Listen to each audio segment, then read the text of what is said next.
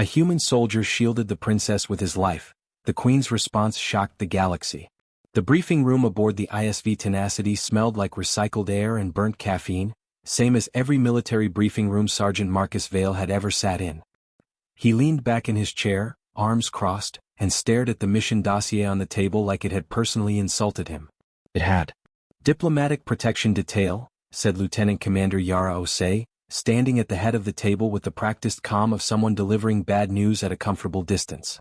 Specifically, the Vethkai Royal Delegation. We'll be escorting Princess Selvara Veth and her attendants from Orbital Station Meridian to the Conclave Summit on Arrow Haven. 3 other soldiers sat at the table. 2 of them had already exchanged the look, the one that meant of course it's us. Vale kept his expression neutral. He was good at that. Duration? He asked. 11 days door to door. The summit itself is 4. The rest is transit and preparation. Corporal Danny Reyes, sitting to Vale's left, raised her hand halfway. Sir, what's the threat assessment? Moderate to elevated. Osei clicked through a holographic slide. A web of political connections and highlighted names appeared, most of them belonging to species that pronounced their names with sounds humans could only approximate. The Vethkai Dominion has been in quiet dispute with the Orith Collective for 14 years over the Phalon Corridor. There are 3 separatist factions within the Dominion itself who consider the princess's diplomatic tour a provocation. And the Conclave Summit has not gone well historically. 2341 was the last time a summit ended without a shooting incident somewhere in the outer corridors. Private Tomasi Guala muttered something under his breath. Vale didn't catch it, but the tone was universal.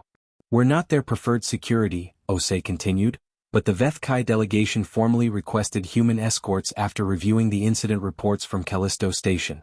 They were apparently impressed by how the 14th handled the hostage situation.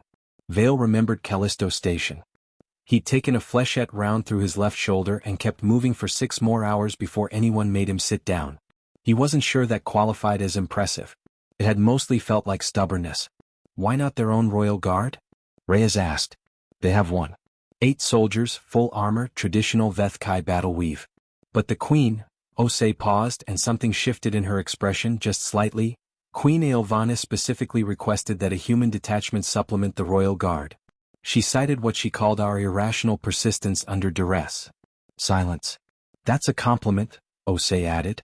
It's also incredibly backhanded, Iguala said. It is, Osei agreed. Still orders. Vale had read what he could about the Vethkai before departure. Not the official species summary, those were dry and sanitized and written by people who'd never left Earth orbit, but the field accounts, the anthropologist blogs, the testimonies from traders and diplomats who'd spent real time among them. The Vethkai were tall. Not dramatically so, perhaps 2.1 meters on average, but they moved in a way that made them seem taller, a kind of deliberate, unhurried grace that Vale associated with creatures who had never needed to rush because they'd never had real predators. Their exoskeletal plating was organic, grown rather than manufactured, shifting between deep cobalt and soft silver depending on the light and apparently their emotional state. Their eyes were compound, amber gold, and capable of perceiving light spectrums that made human faces look, to them, like moving watercolor paintings. They lived long lives. Centuries by some accounts, though they kept the specifics private. They did not fear death the way humans did, at least that's what they said. Vale had learned to be skeptical of species that claimed not to fear death. Usually they just feared it differently. Princess Selvara was 23 years old in Vethkai reckoning, which translated to somewhere between 30 and 40 by human developmental standards. Fully adult, politically active, already something of a controversial figure. She had publicly supported the Phalon Corridor negotiations at an age when most Vethkai royals stayed carefully quiet. She had written an academic paper arguing that the Dominion's traditional isolationism was economically strangling the outer provinces. Her mother had not publicly condemned the paper. That absence of condemnation Vale had read was considered a very loud statement in Vethkai court culture. He met her for the first time on Orbital Station Meridian, docking Bay 7 40 minutes before the Tenacity was scheduled to depart. She was not what he expected. He wasn't sure what he'd expected exactly. Something more formal perhaps. More distant. The briefing materials had described her as composed and deliberate, which in his experience usually meant cold. Instead, she walked off the Vethkai shuttle and immediately went to one knee beside the station's maintenance drone, which had apparently gotten its chassis caught in a docking clamp. She examined it with the careful attention of someone who actually wanted to understand how it worked. Her royal guard stood around her in a loose semicircle, visibly uncertain about the protocol for this. Vale watched from 10 meters away and felt something loosen slightly in his chest. Not comfort, not yet, but the first edge of interest. One of her attendants leaned down and whispered something. The princess looked up, saw Vale and his team across the bay and rose smoothly. She said something to the attendant, who then crossed the bay toward Vale with the fluid, slightly unnerving speed of the Vethkai at a functional walk. The Princess Selvara extends greetings to Sergeant Vale's detachment, the attendant said in excellent standard. She asked that you know she has read the Callisto Station report and considers your team's record one of the more honest things she has encountered in a diplomatic context. She says she trusts honest things more than impressive ones. Vale looked past the attendant to the princess, who was watching him with those amber gold eyes. He gave her a small, deliberate nod. She returned it, the exact same nod, mirrored precisely, and turned back to help the maintenance drone free itself. Reyes appeared at Vale's shoulder. I think I like her, she said quietly. Don't, Vale said out of habit. But he was already reconsidering. The first 3 days of transit were quiet in the way that tense things are quiet, the surface calm of water above a strong current. Vale ran his team through corridor rotations, reviewed the station schematics for Arrow Haven, cross-referenced threat assessments with the Vethkai Royal Guard's intelligence officer, a severe, efficient woman named Kalesith who communicated primarily through data packets and terse head tilts. He did not interact directly with the princess beyond the daily security briefings, which were brief and professional and conducted mostly with her chief of staff. On the 4th day she came to find him. He was in the observation corridor just aft of the main hull, running through a weapons check that didn't need doing. He just needed something to do with his hands during a quiet watch. The stars outside moved with the slow, magnificent indifference of things that didn't care about conclave summits or separatist factions or the careful political weight of a 23-year-old princess in a galaxy that wanted her to be decorative. She came to stand beside him and looked out at the stars. You check your equipment when you are thinking, she said. Not a question. Vale set the sidearm down on the bench beside him, deliberate and unhurried. Observation, Your Highness. Not habit. The distinction being? Habit is automatic. Observation is intentional. She was quiet for a moment. Her plating had shifted toward a soft, muted silver. He'd learned, from reading, that this indicated something like calm contemplation. My guard does not do this, she said. When they are thinking they are still. Completely still. It is considered a mark of composure. Humans don't do well with complete stillness, Vale said. We're better at redirecting. She turned to look at him fully, and he met her gaze steadily. The amber eyes were difficult to read in the human sense. No pupil dilation, no whites to track, but the attention behind them was unmistakable. Sergeant, she said, I would like you to be honest with me about something. I'll try, Your Highness. The threat level for this summit. Not the official assessment. What do you actually believe? Vale considered for a moment. Then he told her the truth. I think someone is going to try something, he said. I don't know when. I don't know which faction. But the summit is too visible and you are too specific a target for someone not to make the attempt. She absorbed this without flinching. Her plating didn't change. And yet you accepted the assignment. It's my job. It is also a choice, she said quietly. Humans always seem to know the difference, even when they pretend otherwise. She left him alone with the stars after that. He sat for a long time thinking, his hands perfectly still. Arrowhaven was not a planet. It was a station, though calling it that felt inadequate the way calling the ocean a puddle felt inadequate. Constructed over 2 centuries by the Conclave Assembly, it occupied the gravitational midpoint of a 6-star system and had been deliberately built to belong to no single species. Its architecture reflected this in a way that was either beautifully intentional or slightly disorienting depending on your nervous system. Vethkai archways opened into Orith grid corridors, which branched into the low-ceilinged, high-density human-designed administrative blocks, which then gave way to the bioluminescent open chambers preferred by the Elwyran hegemony. It smelled, in the public corridors, like 6 different kinds of climate control failing to fully agree. Vale walked the perimeter of the royal delegation suite on arrival day and said nothing for 20 minutes while he catalogued everything that was wrong with the security setup. There was a lot wrong with it. 12 entry points, he told Kalesith afterward, in the small operational room they'd been assigned adjacent to the suite. The official diagram shows 7. Someone renovated the service corridor behind Section C and didn't update the schematics. Kalesith's head tilted. You found this how? Walked it. The corridor was not on the access map. I know. That's why I walked it. She studied him for a moment with the particular stillness the Vethkai used for intensive processing. Then she produced her own data tablet and began updating the guard rotation without further comment. He took that as the closest thing to approval she was going to offer. The delegation suite itself was spacious by station standards, divided into a formal reception chamber, 3 private quarters, a secure communications room, and a shared gathering space that the princess had already converted into something resembling a working office. Maps and documents were spread across every flat surface. 2 of her staff were already in deep discussion with a conclave liaison. A third was on a secured channel, speaking in low, rapid Vethkai. The princess was reading. She read with complete absorption, the kind of focus that excluded everything peripheral, and Vale noted with professional interest that she was reading a printed document, actual paper, which was unusual among the Vethkai, who generally preferred data surface media. He caught a glimpse of handwritten notes in the margins. She looked up when he entered, and the recognition was immediate and unceremonious, which he was starting to understand was simply how she operated. The formal mode was something she put on like a garment and removed the moment it was no longer required. Sergeant. How bad is it? The suite is manageable. The station's overall security architecture has some gaps I'd like to address before the first session tomorrow. Tell me. He told her. Not the simplified version, not the reassuring version, the actual version, the one with the service corridor and the schematics discrepancy in his read on the 3 most probable vectors for an approach if someone decided to move against the delegation here. She listened without interrupting, taking one brief note on the paper document in front of her. When he finished, she said, "What do you need from me?" "Flexibility. If I call a route change, I need your staff to move without debate." "Done."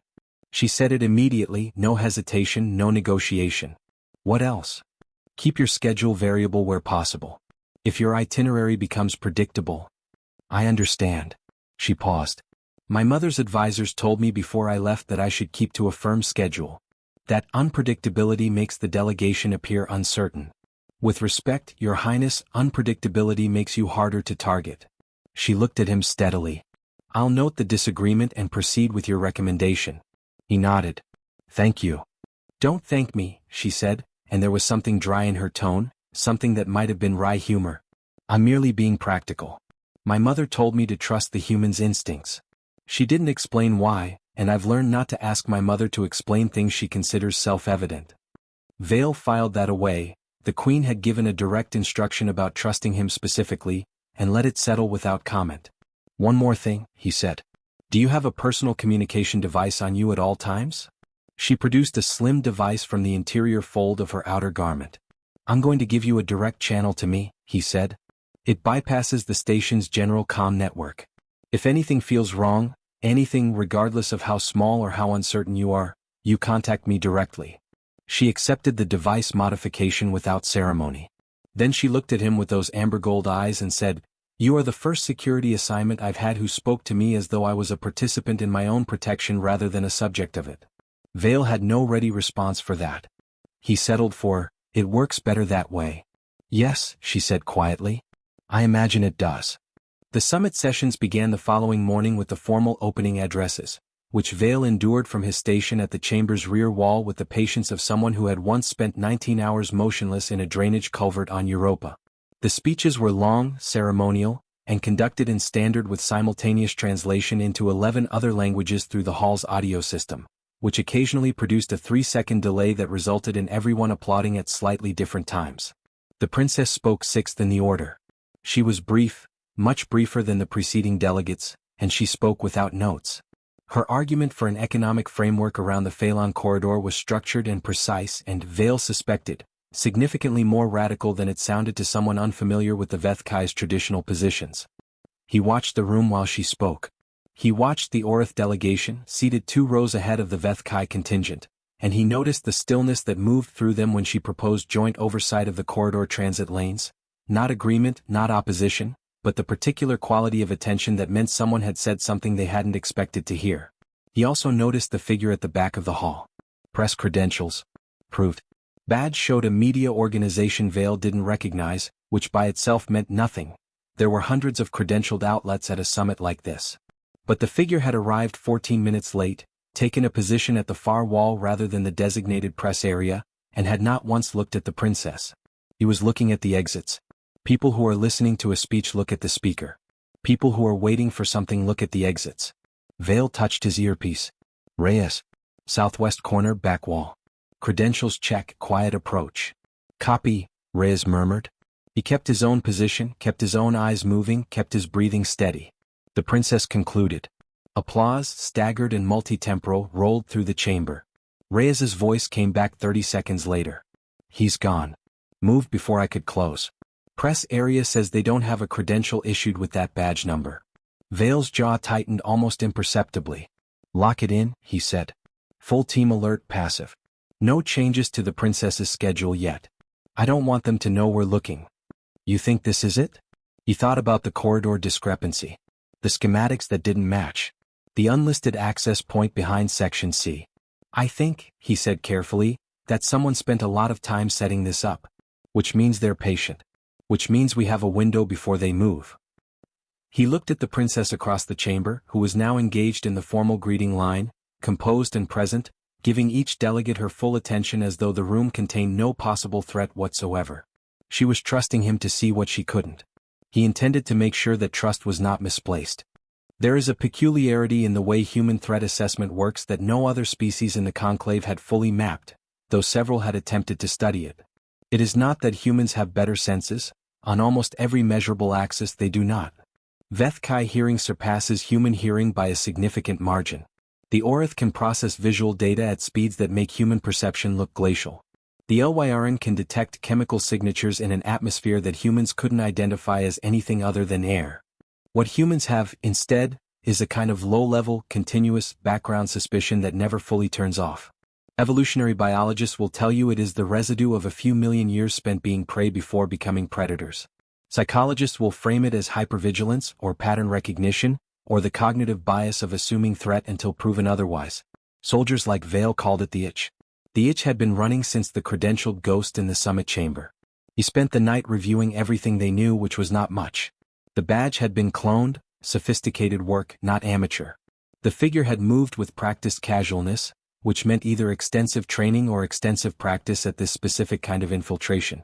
The summit's guest registry had been audited by 3 different security teams before arrival. If there was a seam in it, it was deep. He slept for 4 hours. This was normal for him in operational mode. His body had long since learned to take sleep in careful portions. At 0400 station time, he walked the service corridor behind Section C again. It was empty. It always appeared empty. That was not the same thing as being unoccupied. He moved slowly, using a low-light setting on his visor rather than active lighting, and he looked at the floor. The floor was the thing. Arrowhaven's service corridors were maintenance-grade composite, the kind of material that showed where patterns over time. This section should have shown a regular east-west pattern from maintenance drones. Instead, there was a faint secondary pattern, perpendicular, suggesting foot traffic. Recent. Multiple passes. He crouched and examined the corridor junction for 40 seconds. Then he found the relay device. It was small, adhered magnetically to the underside of a conduit housing, and it was not station equipment. It was a comm relay, specifically the kind used to create a local signal bridge that bypassed station monitoring networks. The kind you planted when you needed to coordinate an operation without showing up on the station's surveillance architecture. He didn't touch it. He stood up, backed out of the corridor, and went to wake Kaelsith. The Vethkai security officer was awake before he'd finished knocking. He suspected she had been awake already, and she processed what he told her with the speed and efficiency of someone who had spent decades in her profession. You want to leave it in place, she said. If we pull it, they know we found it. If we leave it, we can monitor traffic. They may have a dead man trigger. If they don't receive expected signal confirmations, then we'll see movement, which gives us direction. He met her eyes. I know it's not clean. But right now we're reacting. I want to get ahead of this. She was silent for 7 seconds. He counted. The princess will be briefed, she said finally. I will not run a security operation around her without her knowledge. I agree. Another pause, shorter. You agree? She told me she trusts honest things. I'm not going to test that by hiding information from her. Kaelsith looked at him with an expression he was beginning to learn, something that wasn't quite surprise and wasn't quite assessment, but lived in the space between them. Very well, she said. We brief her at 0600. The princess listened to everything, asked 4 precise questions. How long has the relay been active? What signal protocol is the corridor on the emergency evacuation routes? Do we know if the ghost from the chamber is the coordinator or an observer? And then sat quietly for a moment with her hands folded in front of her. What do you recommend? She asked Vale directly. Continue the schedule. Make no visible changes. I want my team cycling the service corridor at irregular intervals, and I want Kaelsith's people mirroring the pattern on the public side. We let them think we haven't found it. And the summit sessions? You attend. With modifications. He laid out the positioning changes, subtle adjustments to where she sat, how her staff were arranged, the route from the suite to the chamber. Nothing that would read as unusual to an outside observer. Everything that would, in the critical seconds of an incident, change the geometry enough to matter. She studied his layout. She pointed to one element. This puts you between me and the primary entrance. Yes. Deliberately. Yes. She looked at him for a long moment. I want to say that I find this uncomfortable, she said, but I recognize that my discomfort is not the relevant consideration. It is a relevant consideration, he said. Just not the only one. Something shifted in her expression. Not gratitude exactly, not quite. Something more like recognition. My mother said something to me before I departed, she said quietly. She said that when the humans guard something, they guard it as though it is their own. She paused. I did not understand what she meant until now. Vale said nothing. But something in his chest acknowledged the words, and filed them carefully and did not let them go. The second summit session is at 1000, he said. We should get you ready? She nodded and rose. Sergeant. Your Highness. If this goes badly. It won't. She looked at him steadily. If it does. I want you to know that I am not unaware of what you and your team are undertaking. Whatever the outcome. He held her gaze. It won't go badly, he said again. But I hear you. She left the room. Kaelsith remained watching him. She is not wrong to be concerned, the Vethkai officer said quietly. No, Vale agreed. She isn't. He checked his sidearm. Not out of habit. Out of intention. The relay went active at 1347. Vale was in the corridor when it happened. He'd been running the route, and the monitor clipped to his vest registered the burst transmission. Short, encoded, directional. Not pointed at the summit chamber. Pointed at the docking ring. He had 2 seconds to process this before understanding arrived complete and cold. The chamber was the distraction. The ghost from yesterday, the positioning, the relay, it had all been designed to pull their attention toward the summit sessions. The actual play was somewhere else. He was already moving when his earpiece crackled. It was Reyes from outside the princess's suite. Sergeant, we have a problem. Reyes didn't give him the detailed version. There wasn't time for it. What she gave him was 4 words, 2 contacts, suite corridor, and then the channel went tight with the sound of someone moving fast. Vale covered 340 meters in a time that would have been impressive on a track and was barely adequate in a crisis. He was running through the actual architecture of the station in his head as he moved, not the official map, the real one, the one he built by walking every accessible passage himself, triangulating the most direct route between where he was and where he needed to be. He hit the final corner and immediately processed the scene with the kind of compressed, high-speed assessment that his training had built into him and his experience had refined into something almost involuntary. 2 contacts. Both humanoid, armored under their outer garments. He could see the tells at the collar and wrist. One had Reyes pinned against the corridor wall, not with a weapon, with masks, the kind of controlled grappling that came from training. The other was at the suite door with a device in hand, pressed against the locking panel. The suite door, which was locked from inside on an automatic protocol, would hold for approximately 9 more seconds against the device being used on it. Vale didn't announce himself. He didn't issue a warning. He closed the remaining distance in 4 steps and removed the door contact from the equation with the clinical efficiency of someone who has spent years thinking about exactly how to remove people from equations. The contact at the wall released Reyes and turned. There was a weapon. A pulse emitter, compact, the kind designed to be concealed and used at short range. It was already oriented before Vale had fully registered it. He moved anyway. Not because he'd calculated the odds. Not because he was unafraid. Because the suite was behind him and the princess was on the other side of that door and he was the thing between her and whatever came next, and that was simply the reality he was operating inside of, and he didn't have space in the next 3 seconds for anything else. The pulse caught him on the left side. Not a direct hit, he was already sideways when it fired, but enough contact to drop his left arm completely numb from shoulder to wrist and stagger him into the corridor wall. He did not fall. He pushed off the wall and closed. The fight was brief and unlovely and ended with the contact face down and Vale breathing hard through his nose, left arm still useless, right hand pinning the weapon away from both of them. Reyes was there with the restraint cuffs before Vale's own system had finished registering that the immediate threat was resolved. She looked at him. At his left arm hanging at an angle. "How bad?" she asked. Pulse hit. Numbness. He flexed the fingers. They moved slightly with effort. "I'll keep." "There may be more," Kalesith's voice came through the channel. The relay sent 3 transmissions. 2 contacts is consistent with a first wave. "Understood." He looked at the door. "I need her out of the suite. Different route. Now." "Protocol." "The protocol assumes the suite is a safe fallback." He looked at the lock device still adhered to the panel. "It isn't anymore." A silence. Then, "Evacuation Route 7. I will have my team positioned in 4 minutes. We need it in 2. Then you should begin moving." He knocked on the suite door, the specific pattern he'd given her on the second day, the one she'd confirmed she'd memorized without being asked to. After a moment, her voice through the door steady. "Sergeant. We're moving. Route 7. Stay behind me and don't stop for anything. Your staff stays with Reyes." Pause. 1 moment. He heard movement inside. Then the door opened. She was dressed, composed, and had her communications device in her hand. Her eyes went to his left arm. "You're injured."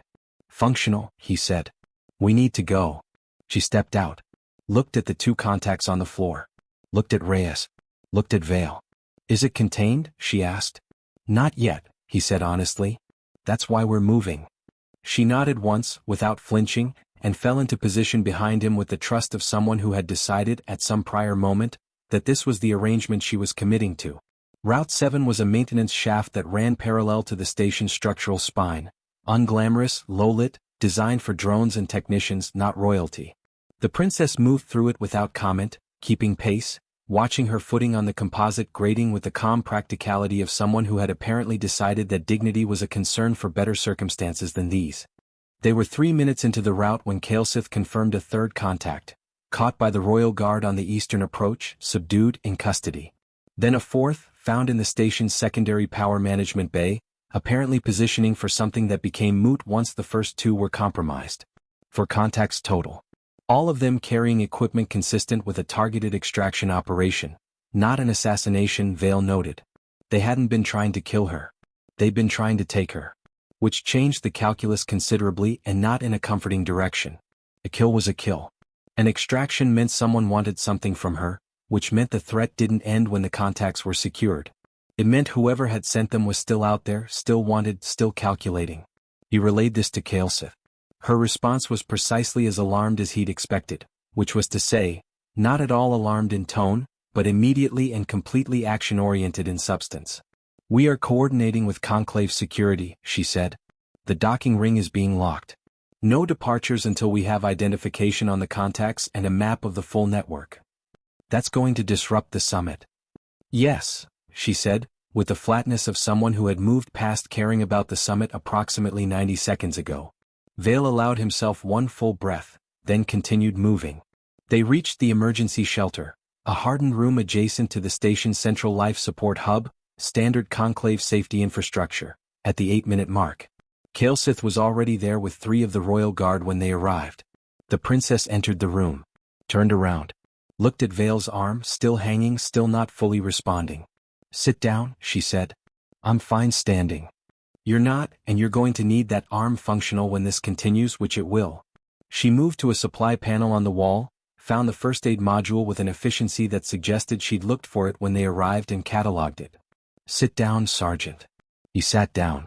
She crouched beside him and examined the arm with careful, precise attention. Not hesitant, not squeamish, not performing concern, just looking, the way she looked at everything, with the full weight of her attention. "Pulse weapon," she said, not a question. "Neuromuscular interference. The Orith separatist factions use these." She met his eyes. "You knew the arm would be compromised when you moved." "I assessed a risk." "You moved anyway." "That's generally how it works." She held his gaze for a moment. There was something in her expression that was neither the composed diplomatic face nor the practical working face he'd come to know. It was something quieter and more direct. Why? She asked. Not the rhetorical version. The actual version. Vale considered several answers. He settled on the one that was true. Because it was going to happen whether I moved or not, he said. The only variable I controlled was where I was standing when it did. She was quiet. She began applying the neural recovery compound from the aid kit with the same deliberate care she brought to everything. My mother told me, she said very quietly, that humans protect things the way other species love them. Without condition and without calculation. She didn't look up. I thought it was a romantic idea. The kind of thing diplomats say to build goodwill. Vale watched the side of her face. I don't think that anymore, she said. His arm was beginning to come back. Pins and needles, then warmth, then the incremental return of function. She removed her hands, replaced the compound in the kit, and stood. Outside, Kaelsith's voice in the earpiece. Conclave security is moving. We have preliminary ID on the contacts. They are affiliated with the Vethkai Separatist Directorate, not Orith. Vale processed this. Domestic, he said. Yes. Which means the extraction target was not political leverage. It was dynastic. Pause. Someone within the Dominion wanted the princess removed from this summit before she could speak again. He looked at her. She was listening. Of course she was listening. She showed no visible fear. What he saw instead, in the set of her jaw and the steadiness of her eyes, was something that looked like resolve. The second summit session, she said. I'm still attending. Kaelsith began to object through the earpiece. Vale spoke first. I know, he said. The princess looked at him. We'll make it work, he said. She nodded once, the same small, deliberate nod from the docking bay on the very first day. He flexed his left hand. Full response. Good enough. He stood up. The second summit session was held 26 hours after the attack, following a partial lockdown that the conclave officially described as a security review protocol, and that everyone in attendance understood to be something significantly more alarming. 3 delegations formally requested permission to withdraw. 2 of them were persuaded to remain. The third, the Elwyaran contingent, left with correct formality and minimal explanation, which was the Elwyaran way of expressing profound displeasure. The Vethkai delegation did not request permission to withdraw. This was noted in various ways by everyone present. Vale positioned his team differently for this session. He had spent the preceding hours, the ones that weren't consumed by debriefs with conclave security, injury assessments, and the careful, unglamorous work of mapping everything they now knew about the Separatist Directorate's network on Arrowhaven, drawing a new geometry. A configuration that looked, to a casual observer, like the same protocol as before, but was in fact structured around a central understanding. That the threat was now defined, which made it in some ways smaller, and that the princess was going to speak regardless, which made the protection challenge not if but how. She entered the chamber with her staff and her royal guard, in correct formation, in formal attire, and she looked, to someone who hadn't spent the last 8 days in her operational company, entirely as though nothing had occurred. To Vale, standing at the rear wall with his left arm fully functional and a fresh assessment of every person in the room already running, she looked like someone who had made a decision and was now simply executing it. She spoke. Not 6th in the order, she had requested the first position, which was unusual enough to draw attention before she'd said a single word. She spoke for 11 minutes.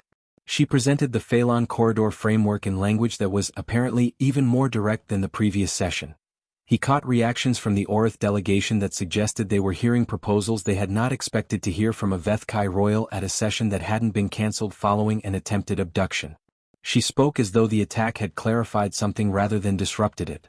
When she finished, the chamber was quiet for a moment.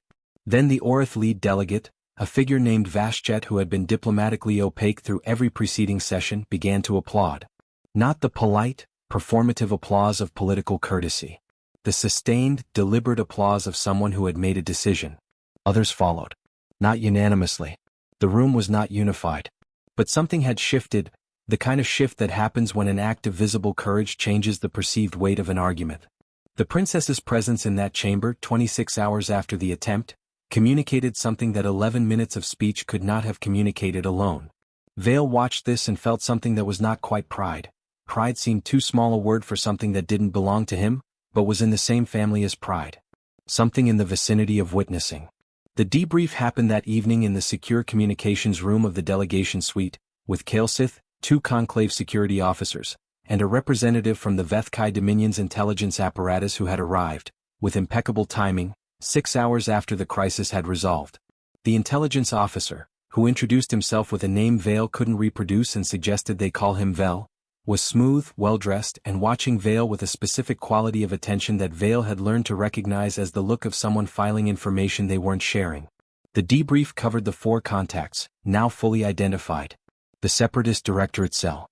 The extraction plan, which had been sophisticated enough to suggest outside funding and inside information about the delegation's original security arrangements. The arrangements that had existed before Vale's team made their own modifications. That last point sat in the room with a weight everyone acknowledged and no one addressed directly. When the formal debrief concluded and the conclave officers departed, Vel remained. He looked at Vale. "You modified the protection protocol on arrival," he said. "Was not a question." "Correct. Without formal authorization from the delegation's security directorate." The lieutenant commander gave authorization. "That's within operational protocol." Vel looked at him steadily. "The arrangements you changed were established by my office." "They had a discrepancy," Vale said. "The service corridor behind Section C wasn't on the schematics. It was on our schematics. Then someone else's copy didn't match." He held the man's gaze evenly. "I found it by walking the route. I flagged it. I adjusted." He paused. "The adjustments appear to have been relevant." A long silence. "Yes," Vel said very carefully. "They do appear to have been that." He left without further comment. Kaelsith, who had been standing with characteristic stillness through this entire exchange, turned to look at Vale when Vel was gone. "You know what he was asking," she said. "Whether I stumbled onto the gap or knew to look for it specifically." "Yes. I stumbled," Vale said. "I always walk every route I'm responsible for. It's not intuition. It's procedure." He met her eyes. "It's what works." She held his gaze for a long moment. "I have served in the Vethkai Royal Security Corps for 22 years, she said. "I have worked alongside soldiers of 7 species. I have never," she said, choosing the words with the precision of someone who did not say things carelessly, "encountered a human protection detail that operated the way yours does." Vale waited. "We process threats through hierarchy," she said. "We assess, we report, we receive authorization, we act. Your team assessed, acted, and reported in that order." She paused. The Separatist cell was expecting the hierarchy. They had mapped it. They knew our response time because they knew our sequence. She looked at him with something that was not quite respect. Or rather, it was respect in the Vethkai inflection, which ran deeper and felt more like weight than warmth. "They had not mapped yours." Vale considered this. "The irrational persistence," he said. Her head tilted, the rapid one, the version that indicated something like surprise. "My commanding officer mentioned it," he said. "From your queen. I looked it up afterward." Kaelsith was quiet for a moment. "The Queen spent 6 months reviewing every engagement record involving human security personnel that the Dominion had on file before she made the request," she said. "Every engagement, every outcome, every incident report." Pause. "She does not make decisions of this kind casually." Vale absorbed this. "She reviewed them looking for a pattern," Kaelsith continued. "What she found was an absence of pattern. Human protection personnel do not respond in predictable sequences. They do not follow hierarchy when hierarchy would cost critical seconds. They adapt at the level of the individual soldier in ways that no threat model designed for hierarchical species can fully anticipate. That's not always a virtue," Vale said. "It means we also make unilateral mistakes." "Yes," she said. "But it means your correct actions cannot be predicted or preempted." She looked at him. That, the Queen decided, was worth the trade-off. Vale sat with this. He looked at his hands. "She sent a daughter," he said, "into a situation she assessed as dangerous, trusting that unpredictability would protect her. She sent a daughter who chose to come," Kaelsith said quietly. "The princess was not assigned to this summit. She volunteered." Something about that landed differently than Vale expected. He thought about the paper document with handwritten notes. The maintenance drone. The 11 minutes in the summit chamber, 26 hours after someone had tried to take her. "She knew the threat level," he said. "She requested the threat assessment herself before she agreed to attend," Kaelsith confirmed. "From 3 separate intelligence sources." Vale was quiet for a moment. "The Queen knew that too," he said. "The Queen knows most things about her daughter," Kaelsith said, "and chooses very deliberately what she enables and what she prevents." He thought about what that meant. What it cost. The particular kind of courage that wasn't the courage of the person in the dangerous room but the courage of the person who watched them walk into it. She needed her daughter safe, he said. But she needed her daughter there more. Kelsitha's head tilted slowly. Yes, she said softly. That is exactly it. The message came through official channels on the third day of the summit's resumed sessions. A formal communication from the Vethkai Dominion's royal court, addressed to Lieutenant Commander Osei aboard the ISV Tenacity, copied to the Conclave Assembly Secretariat and, unusually, to Sergeant Marcus Vale personally. Osei forwarded it with a message of her own that contained no words, only a single line of punctuation. Vale read the royal court's message 3 times. It was written in the formal register of Vethkai diplomatic correspondence, translated into standard by the court's senior language office, which meant the translation had been reviewed for nuance and was not accidental in any of its specific choices. The relevant portion in full. The Royal House of Veth acknowledges the service of the 7th Human Diplomatic Protection Detachment during the Arrowhaven Summit. The detachment's conduct under operational pressure has been noted at the highest level. Particular acknowledgement is extended to Sergeant Marcus Vale for actions consistent with the Vethkai tradition of Kaelshin, a term for which the closest standard equivalent is standing between the sacred and the harm, without calculation of personal cost. The Queen Aelvane Veth has authorized the following in recognition of this service. First, a formal citation to be entered into the Vethkai Royal Record, which constitutes the oldest continuous record of honored individuals maintained by any member species of the Conclave. Second, an invitation extended to Sergeant Vale, to attend the Vethkai court at a date of his choosing within the next standard year, as a guest of the Royal House, with all considerations of hospitality and honor that this status entails. Third, a personal message from Her Majesty, delivered separately and not for distribution. The personal message arrived 11 minutes later. It was shorter. Also translated by the Senior Language Office, with a notation at the top that read, "This translation has been reviewed at Her Majesty's personal direction. The original Vethkai is preserved as an attached document. Her Majesty requests that the recipient be informed that she does not typically communicate in standard and has made an exception in this instance." The message read, Sergeant Vale, I reviewed your record before requesting your team. I reviewed it again after the incident. I want to tell you something that the formal citation cannot fully contain. You moved into a pulse weapons discharge arc to position yourself between my daughter and the door she was standing beside. The weapon had already fired when your movement decision was made. You knew it had fired. You moved anyway. I have been queen for 61 years. I have had many capable soldiers in my service. I have had soldiers who were faster, stronger, more precisely trained than you are. I have never had a soldier who moved toward a discharge arc that had already fired. I do not think you calculated survival probability in that moment. I think you simply moved. My advisors tell me this is consistent with human stress response data, that under acute threat, your species' decision architecture collapses hierarchy and produces what they describe as limbic override with task-locked focus. They say this is the source of your irrational persistence. I'm not sure it is irrational. I think you moved because my daughter was on the other side of that door and that was the only thing that was relevant to you in that moment. I think your body carried forward everything your mind had already decided, and your mind had decided that her safety was the thing that mattered. I am writing to tell you that a queen understands what it means to have something that matters more than her own survival. I am writing to tell you that I know what you did specifically and why it matters specifically, and that these things will not be forgotten by my house. I am also writing to tell you that my daughter speaks of you in terms that, in Vethkai court culture, are reserved for individuals who have permanently altered a person's understanding of something important. I do not know what, precisely, you have altered in her understanding. I suspect it has something to do with what trust looks like when it is not performative. The conclave will make of this summit what it will. The Phalon corridor may or may not see resolution in my lifetime. These are long games played by many hands. But you placed yourself between my child and harm without calculation, in a moment that cost you something real. That is not a long game. That is a singular act.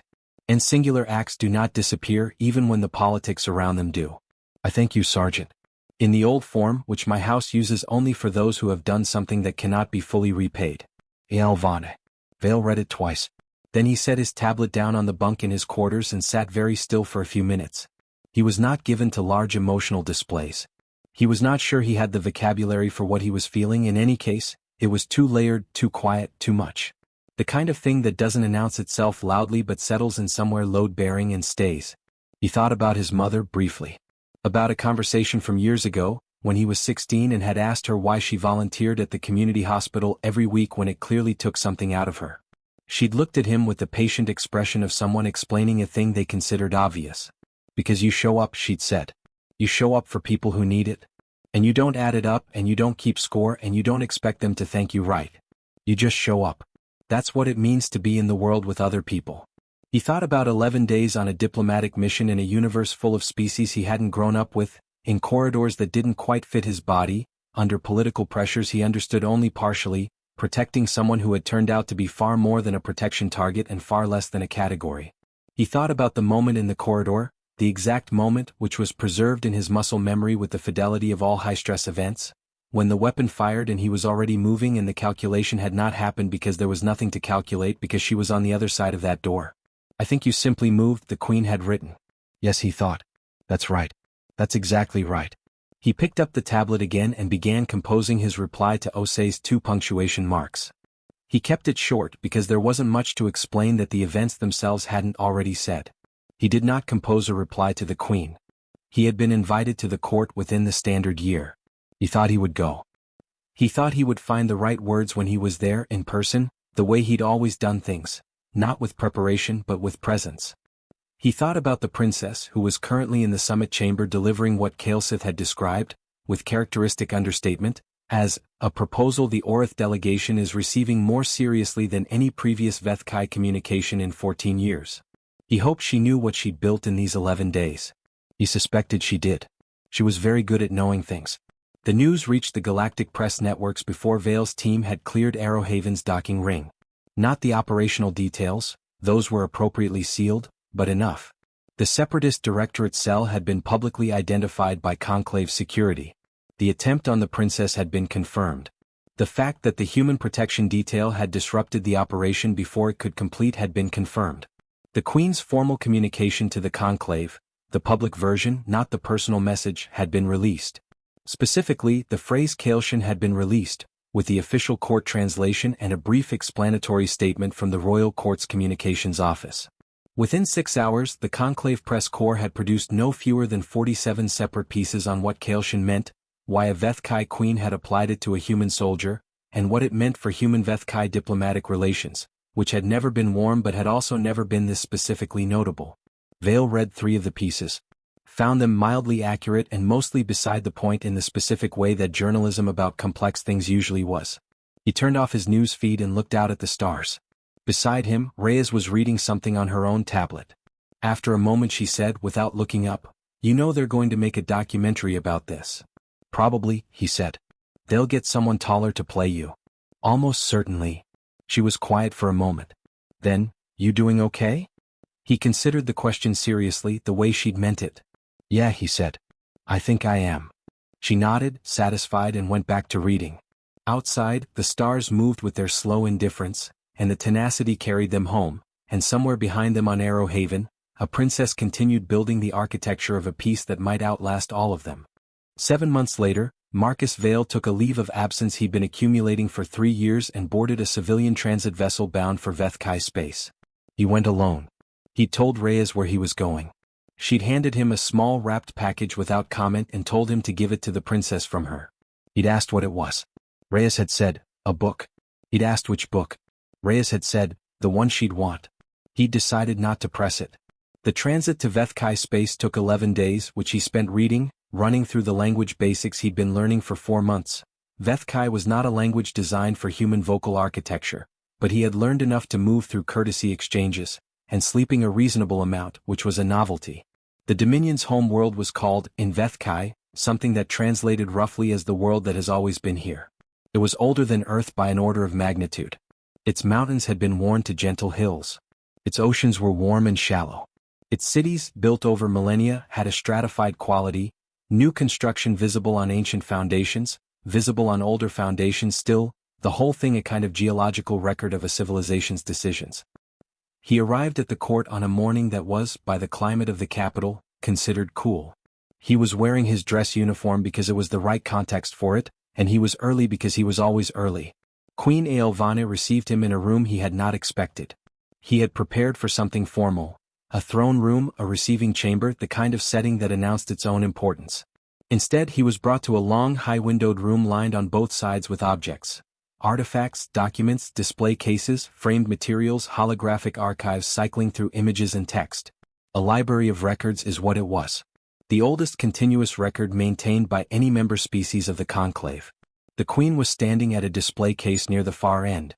She was taller than he'd expected, which was saying something for a species that averaged 2 meters. She had the composed, complete stillness of the Vethkai, but there was something in it that was different from Kaelsith's professional stillness. Something older and more settled, like a stillness that had been earned over decades rather than trained. She turned when he entered. Her eyes, amber gold, compound, taking in everything at once, were exactly what he'd expected from photographs. What he hadn't expected was the quality of attention behind them. It was not the evaluative attention of a superior officer, or the careful attention of a political actor, or the watchful attention of someone managing an encounter. It was the attention of someone who was simply fully present. "Sergeant Vale," she said. In standard as she'd promised. Her accent was architectural, each word constructed precisely as though she had blueprinted the sentence before speaking it. "Your Majesty," he said. He met her eyes directly, which he'd read was correct in Vethkai formal context. Looking away was considered evasive. She held his gaze for a moment. Then she gestured at the room around them. "This is the royal record," she said. "My daughter told me you would want to understand where your citation was placed before you saw it. She knows you prefer context to ceremony. Something about that, she knows you prefer, landed in the particular way that things land when someone has been paying attention." "She wasn't wrong," he said. "She rarely is," the queen said, with a dryness that was unmistakably familial. "Come." She walked him down the length of the room, past cases and archives, and she told him what things were as they passed. Not lecturing exactly, but sharing the way someone shares a place they know deeply with someone they've decided deserves to know it. Explorers were there. Diplomats. Soldiers. Scientists. Individuals from 17 different species, catalogued not by rank or political affiliation but by the criterion the royal house had used for 61 centuries. Did they stand between something sacred and something harmful, without calculation of cost? His citation was near a window. A physical document, printed on Vethkai archival material, in both Vethkai and Standard. He read it carefully. The name, the dates, the incident. A summary of the actions, measured and precise. And at the bottom, in the oldest script the royal house used for editions of particular significance, for Vethkai characters that the translation beside it rendered as. He moved. He stood in front of it for a long moment. The queen stood beside him, not crowding, giving him the space of it. "My daughter asked to be here," she said. "I told her she could choose. She chose to give you this time first." Pause. "She will be joining us for the midday meal, if that is acceptable to you." "It is," he said. "She has also asked me to tell you," the queen paused with the specificity of someone delivering a message precisely as it was given, "that the Phelan Corridor Framework entered its second round of formal negotiation last month. The Orith delegation submitted a counter-proposal that she describes as genuinely unexpected and almost reasonable. She says you will understand why she considers this extraordinary." He did. He thought about a princess in an emergency shelter, applying neural recovery compound to his arm with careful hands, saying I don't think that any more about a thing her mother had told her. "Tell her I understand," he said. "You can tell her yourself," the queen said, in approximately 40 minutes. He turned to look at the queen fully. She met his gaze with that complete, unhurried attention. "You read every engagement record," he said. "Before you requested us." "I did." "What were you looking for?" She was quiet for a moment, not the hesitation of uncertainty, but the pause of someone choosing the truest version of an answer. "I was looking for evidence," she said, "that your species does what it claims. That the thing you call showing up is real and not a pattern of behavior that stops when the cost becomes personal." She held his gaze. "Every record I found suggested that for humans, the cost becoming personal is precisely when the behavior intensifies. We're not all like that," he said. "No," she agreed. "Neither are we." Pause. "But enough of you are. Enough to change what is possible in a room or a corridor, or a summit session that continues 26 hours after someone tries to remove the speaker from it." She looked at the citation on the wall. "My daughter is alive and the negotiation continues and the conclave has had, for perhaps the first time in 14 years, a session in which something real was said. I weighed the factors and I made the decision and the decision was correct." A slight incline of her head. For which I have you to thank in part. He thought about what Kaelsith had told him, a queen who watched her daughter walk into something dangerous because she needed her there more than she needed her safe. The particular cost of that. The weight of it. She volunteered, he said. The princess. Before she knew the threat level, before any of this, she volunteered. Yes, the queen said simply. You let her go. Yes. That must have been, he stopped. The queen looked at him. Say it, she said. That must have been one of the hardest things you've ever done. The queen was still for a long moment. Her plating, he could see it now at the collar, shifted very slightly toward the muted silver of contemplation. Yes, she said quietly. It was. He nodded. He didn't offer condolence or comfort or any of the reflexive things humans reached for in the vicinity of pain. He just acknowledged it. That was enough. She looked at the window at the ancient worn hills of her world outside. She is going to be a better queen than I am, she said. Not with pride exactly, something more complicated than pride. Something that was also grief and also acceptance and also the deepest kind of love, which is the kind that wants for the beloved something beyond what the lover can fully imagine. Maybe, Vale said. But she learned from somewhere. The queen turned to look at him. He held her gaze steadily. After a moment, something shifted in her expression. Not a smile, the Vethkai face didn't work that way, but an analog of it, something that served the same function. Come, she said. I'll show you the rest of the record before she arrives. There is a human in it from 3 centuries ago. I think you will find the entry interesting. He fell into step beside her, and she walked him through the long room with its 61 centuries of individuals who had moved, without calculation, toward the things that needed them. Outside the high windows, the ancient hills held the morning light. Somewhere across the galaxy, in a second-round negotiation that nobody had predicted would happen, the long work continued. And in the oldest record of any species in the conclave, between an Orith explorer from the 4th century and an Elwaran scientist whose name required 3 extra vocal harmonics to pronounce, in clear and precise standard, a soldier's name was written. And below it in the oldest script. He moved. That was enough. That was, in every way that mattered, more than enough.